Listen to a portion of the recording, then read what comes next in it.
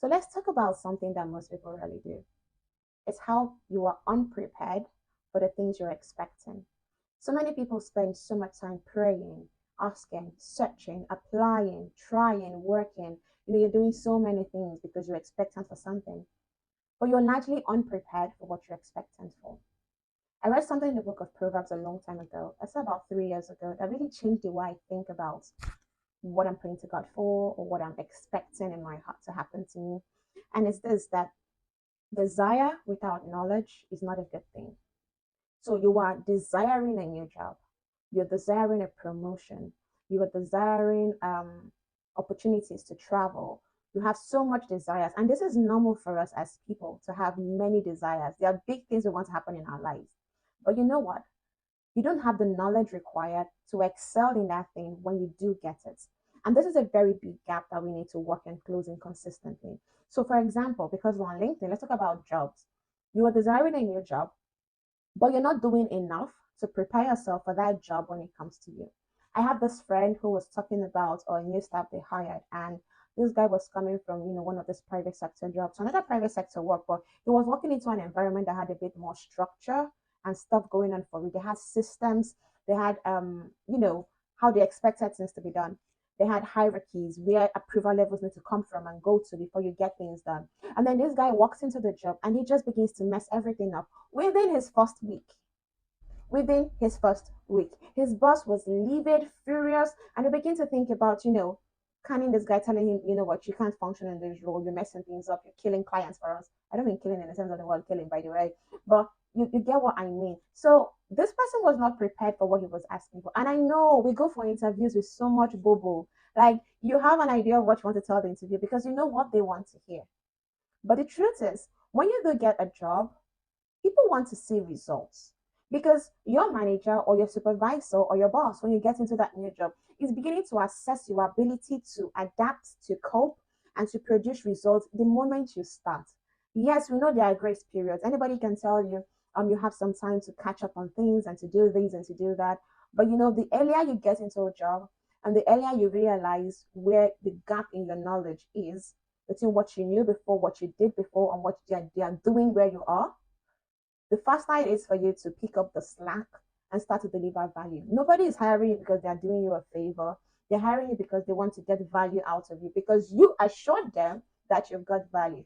But guys, are you prepared to offer value to these people? Do you have the value you say you have? Jeez, like think about this and think about it carefully. So how do you need to prepare yourself for the roles you want to do? Here's one thing I do that's helped me tremendously in the past and has still helped me currently, today. So go on LinkedIn, think about what job you want to do.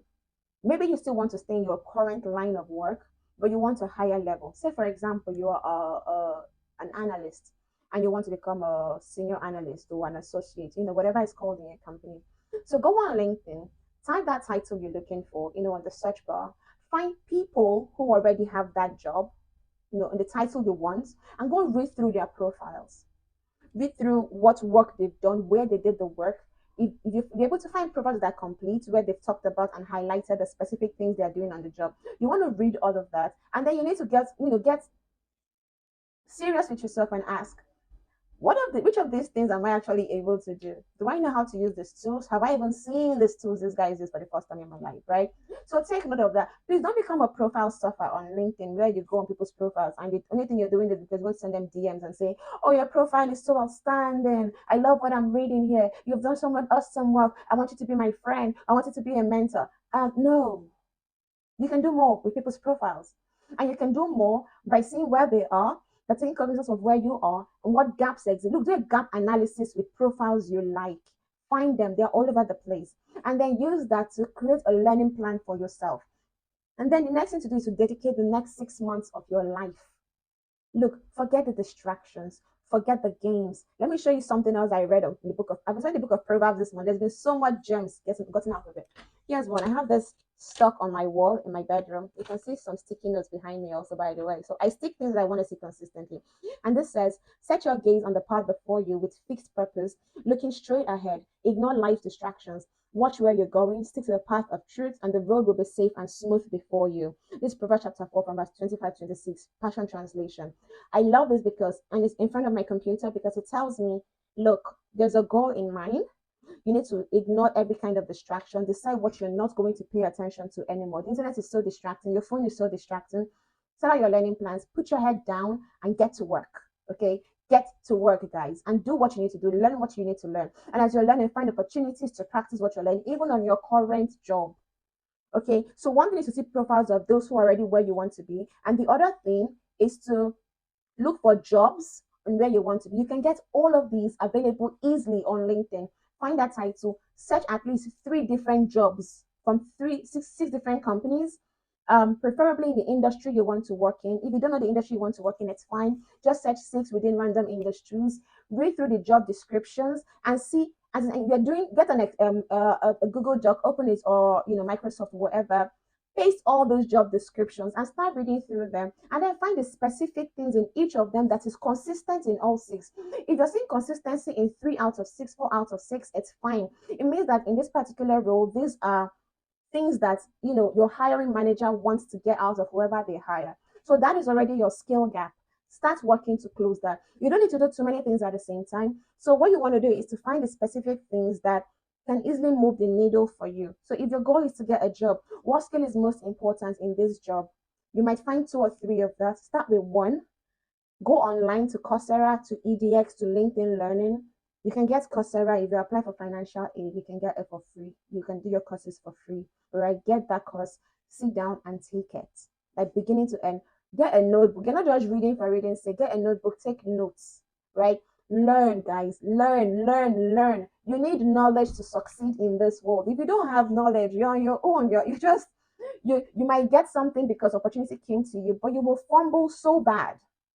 You will fumble so bad, and we don't want to fumble. Okay, we want to get to places where we believe we deserve to be in, and we want to create value for them, so your CV can be shiny when you go for your next job, and you can say the truth, like, I love this role and I left something good when I left it. When you had to train people to take over, you did a good job in.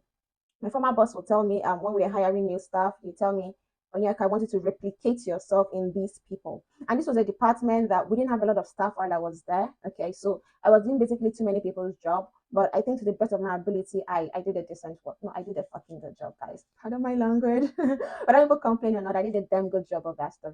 I want to pick on the word where you said replicate yourself. And if he didn't think I was doing a good job, he wouldn't have asked me to replicate myself in the new staff before I left the firm, right? And then in my new job, I've gotten some very, really stellar feedback from my senior manager. So these are the kind of things you want to get to. And I really want you to work hard at it. Like, go and learn. Leave all these things you're chasing. Put your head down and learn and become the best version of yourself that you can possibly be. So that when you get what you want, you will know that you can deliver value in it. You can sustain what you've gotten. Look, it's easy to get things, it's hard to sustain them. You want to get and you want to sustain what you've gotten. I feel like I'm preaching suddenly, but this is your Monday motivation, people. Please go out there and learn. And when you've learned, you will get opportunities and go succeed in them. Look, this thing you've just listened to now, I want you to share it massively, because people need to know that change is possible, success is possible.